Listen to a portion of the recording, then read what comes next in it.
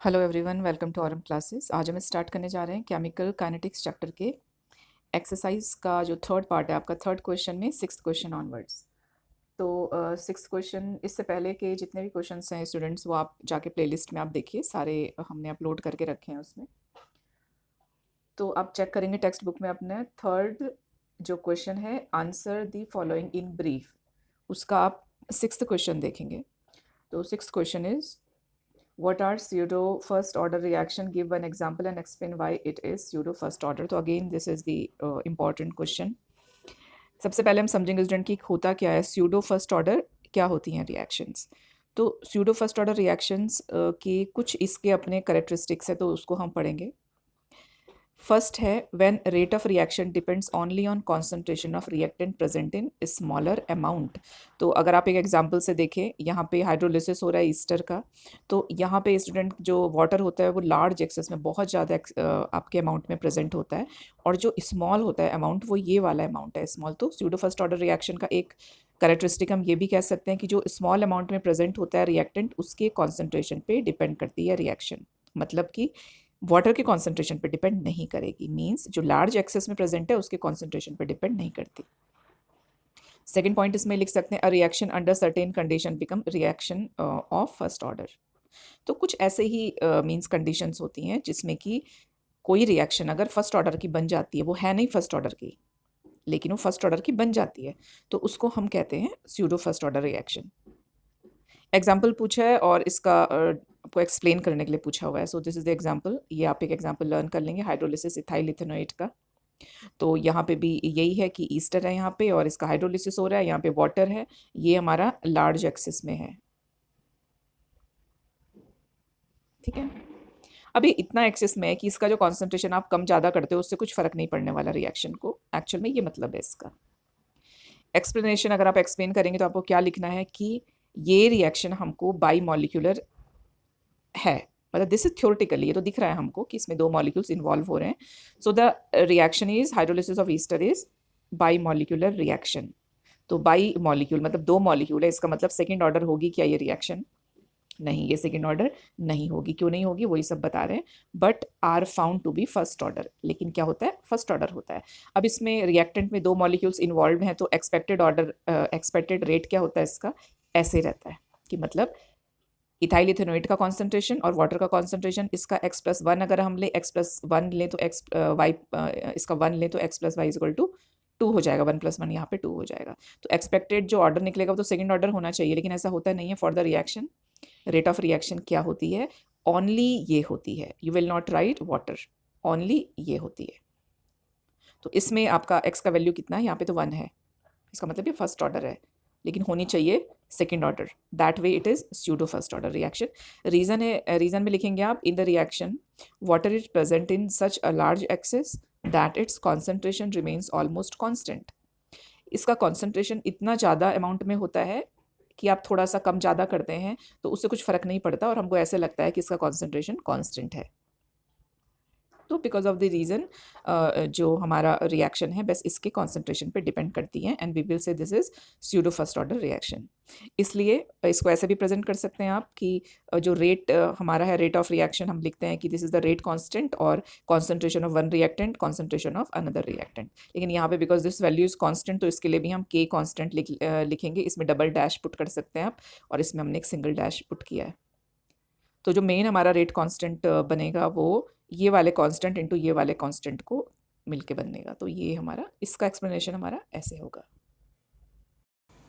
अब next question देखेंगे, seventh आप देखेंगे, तो seventh is not in your syllabus, तो इसको हम स्किप कर लेंगे। फिर आप एट्थ क्वेश्चन देखेंगे। एट्थ क्वेश्चन कैटलिस्ट के रेट से रिलेटेड है। Again this is important question और ये चांस है इसका आने का एग्जाम में। तो the question is how catalyst increases the rate of reaction. एक तो ये बताना है हमको, explain with the help of potential energy diagram for catalysed and uncatalysed reaction. तो इसका जो डायग्राम है, पोटेंशियल एनर्जी डायग्राम, ये भी पूछते हैं लेवल करने को या उसको एक्सप्लेन करने के लिए। तो सबसे पहले हम फर्स्ट सेक्शन लेंगे कि how catalyst increases the rate of reaction, कैसे इंक्रीज करते हैं रेट ऑफ रिएक्शन।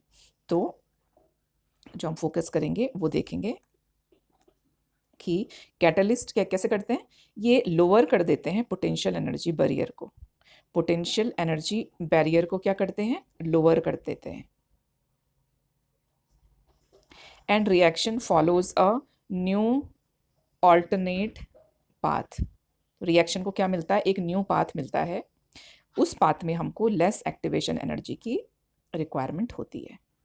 ऐसे एक्ट करता है। कैसे एक्ट करता है कैटलिस्ट, ये क्या करेगा, ये पोटेंशियल एनर्जी बैरियर को रिड्यूस कर देता है, लोअर कर देता है। क्या होता है वो अभी हम देखेंगे, जिससे कि रिएक्शन को एक न्यू पाथ मिलता है। और वो न्यू पाथ कैसे होता है, वो न्यू पाथ होता है लेस एक्टिवेशन एनर्जी वाला पाथ। तो मतलब कम एनर्जी में रिएक्शन हो जाती है। ग्राफिकली इसको समझेंगे, फिर एक एग्जाम्पल से भी समझेंगे इसको। तो दिस इज द ग्राफ आप देख पा रहे हो। वाई एक्सिस पे आप देखेंगे student, this is energy axis. ये हमारा एक मिनट, ये हमारा एनर्जी एक्सिस है, ये वाला, ठीक है।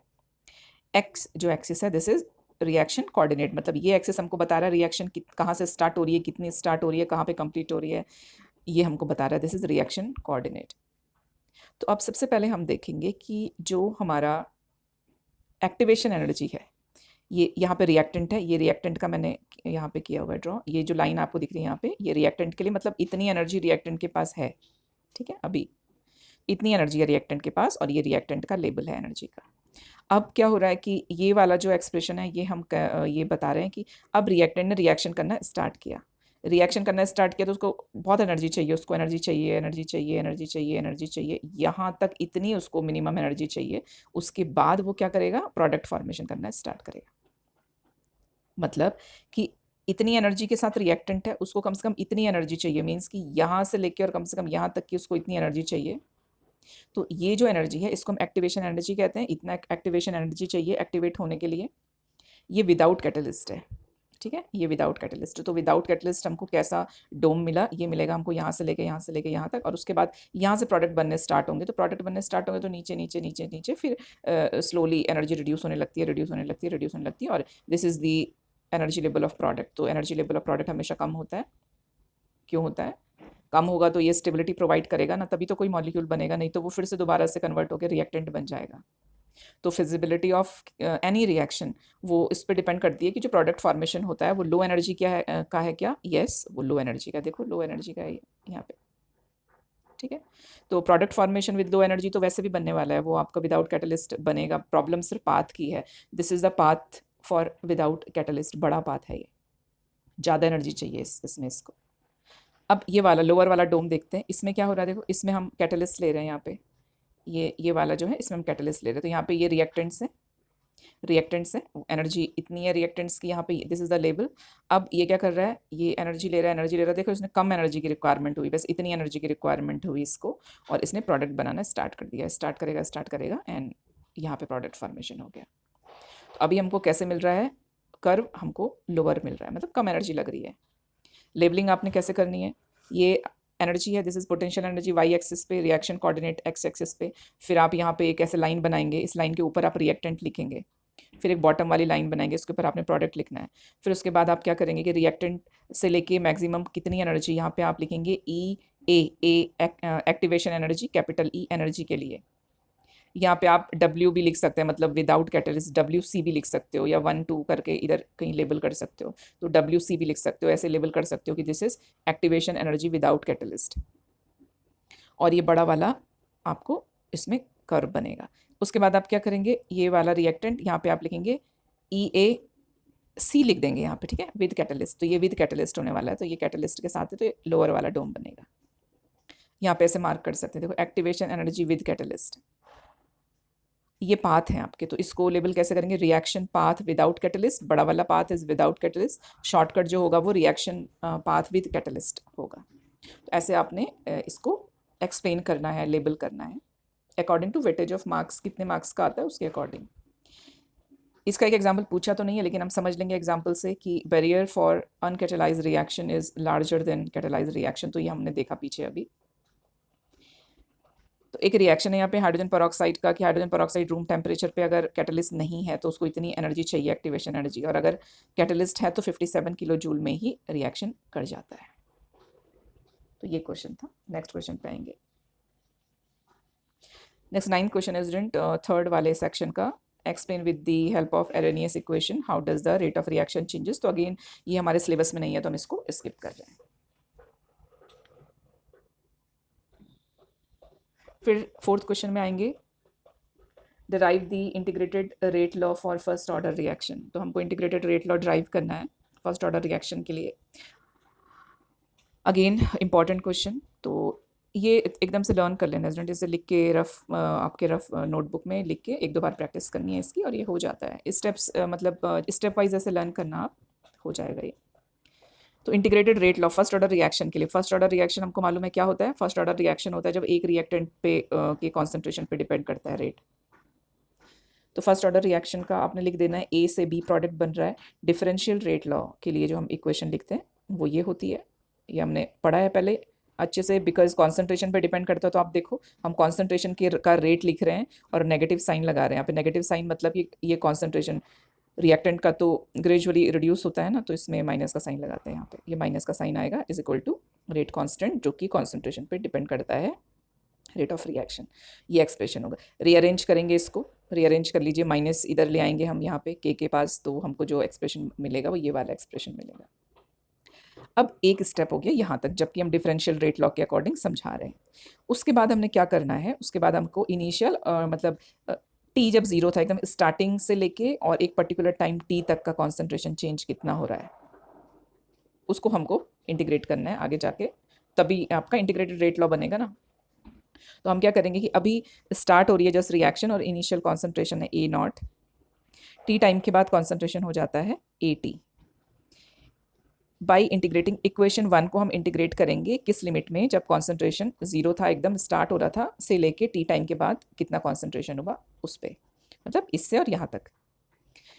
तो पुट कर देंगे हम साइन आपके इंटीग्रेशन का और यहाँ पे हम लिमिट लगा लेंगे ए नॉट से लेके ए टी, और यहाँ पे भी लिमिट लगा देंगे कि कांस्टेंट है तो बाहर आ जाएगा माइनस साइन के साथ, और टाइम पे भी लिमिट लगा देंगे कि जीरो टाइम से लेके टी टाइम तक।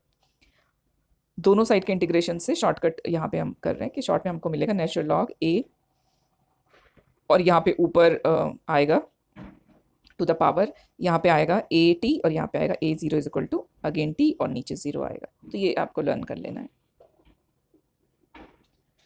उसके बाद और उसका सिंप्लीफिकेशन करेंगे तो हमको मिलेगा natural log a t minus natural log a not is equal to minus k t. इसको अरेंज करेंगे हम, we will get this expression, और इसको हम ऐसे भी लिख सकते हैं। ठीक है, अब हम के टर्म में लिख रहे हैं इसको, k is equal to 1 divided by t natural log a not divided by a t. इसको हम लॉग बेस 10 में कन्वर्ट करेंगे तो हमको मालूम है ये 2.303 से मल्टीप्लाई कर देते हैं, तो ये एक्सप्रेशन फाइनल जो converting natural log into log base 10, तो फाइनल जो एक्सप्रेशन होगा ये होगा, दिस इज इंटीग्रल आपका जो हमारा रेट लॉ है, integrated rate law, integrated rate law.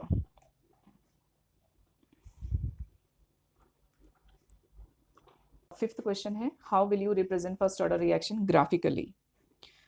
तो ग्राफिकली कैसे प्रेजेंट करना है, again students an important question. मैं सारे क्वेश्चंस को इंपॉर्टेंट इसलिए कह रही हूँ क्योंकि इस सेक्शन में आपके बहुत तो सिलेबस रिड्यूस हुआ है, और ये जो आपके फिजिकल केमिस्ट्री के चैप्टर्स हैं ये काफ़ी स्कोरिंग होते हैं और बहुत ज़्यादा इसमें आपको एक्स्ट्रा या ऐसा कुछ लिखने की ज़रूरत नहीं पड़ती, इसमें टू द पॉइंट हमको लिखना होता है, बहुत अच्छे मार्क्स मिलते हैं। तो फिफ्थ क्वेश्चन है, हमको फर्स्ट ऑर्डर ग्राफिकली प्रेजेंट करनी है रिएक्शन। तो देखो अभी अभी हमने क्या किया था, इससे पहले हमने क्वेश्चंस में ड्राइव भी किए हैं फर्स्ट ऑर्डर रिएक्शन को। तो इसमें जो डिफरेंशियल रेट लॉ, तो हम पहले क्या कर रहे हैं, फर्स्ट हम डिफरेंशियल रेट लॉ के बेसिस पे इसको प्रेजेंट करेंगे। तो डिफरेंशियल रेट लॉ हमने आगे किया था कि this is the rate of reactant, क्योंकि रिएक्टेंट है तो माइनस का साइन आएगा, और ये हमारा रेट कांस्टेंट है, और ये हमको बताता है कॉन्सेंट्रेशन, आपके जो रिएक्टेंट का कॉन्सेंट्रेशन होता है उस पर डिपेंड करता है। तो ये रिलेशन होता है, ठीक है, रेट का। तो इसमें एक जो एक्सप्रेशन है वो ये है, एक एक्सप्रेशन ये वाला है, एक एक्सप्रेशन ये वाला है, एक एक्सप्रेशन ये वाला है। तो इसमें 3 एक्सप्रेशन है। सारे एक्सप्रेशन को जो हम ग्राफिकली प्रेजेंट करते हैं, तो स्ट्रेट लाइन के लिए जनरल एक इक्वेशन होती है y is equal to M X plus C, ये वाली। तो इसमें हम देखेंगे दिस पार्ट इज y, ये वाला y है एम एक्स सी। तो y एक्सिस ये स्लोप होता है m, ये हमारा ए टी एक्स एक्सिस, और c हमारा इंटरसेप्ट होता है। ठीक, कहाँ पे कट कर रहा है y एक्सिस को, वो वाला उतना पोर्शन। तो चलिए आपने क्या करना है, फिर आप ऐसे ग्राफ बनाओगे, आप एक वाई एक्सिस पे आप रेट लिखेंगे, यहाँ पे वाई एक्सिस पे हम माइनस ऐसे लिख सकते हैं, minus D A divided by D T axis है ये, और ये हमारा एक्स एक्सिस है, ठीक है। ये एक्स इज इनिशियल कॉन्सेंट्रेशन के लिए है, ये 80, ठीक है।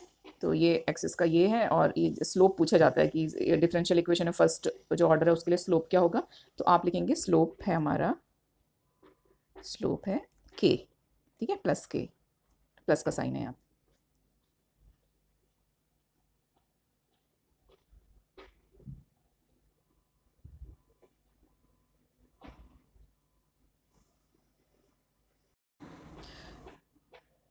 नेक्स्ट हम जो प्रेजेंट करेंगे ग्राफिकली फर्स्ट ऑर्डर रिएक्शन का, वो करेंगे इंटीग्रेटेड रेट लॉ के बेसिस पे।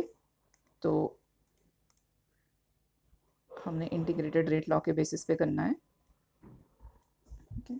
तो यहाँ पे हम क्या करेंगे, ये अभी आगे हमने ड्राइव भी किया था। So this is the expression, ये एक्सप्रेशन है इसका, ये इसमें के है हमारा, रेट कांस्टेंट है, टाइम है, और ये कॉन्सेंट्रेशन है, initial and after T time concentration है।